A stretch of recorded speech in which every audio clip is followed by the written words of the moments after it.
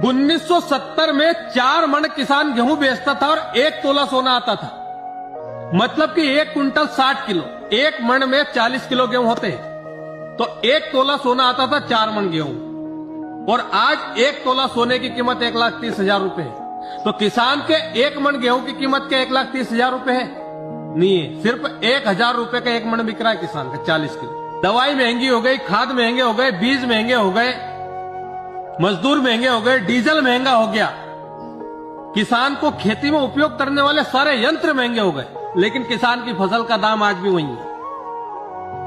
पता है किसान की फसल का दाम क्यों नहीं बढ़ता?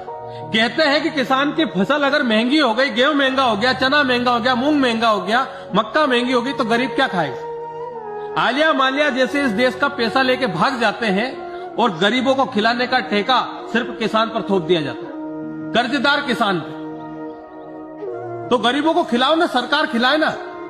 किसने मना किया? किसान अनाज पैदा करके दे रहा है तो सरकार खिलाए ना खूब शौक से। कौन मना कर रहा है? आज किसान का प्याज 2 रुपए किलो, 4 रुपए किलो बिक रहा है। इतनी लागत तो खेत में से निकालने में लग जाती है। 11 रुपए की कट्टी लग जाती है प्याज भरने के लिए, और आज प्याज की कट्टी 100 रुपए की बिक्री। किसान का भाड़ा तक नहीं निकलता। यहां तक कि अगर किसी की मृत्यु होगी तो कफन तक तो महंगा हो गया है, और सारा भार सिर्फ किसान पर।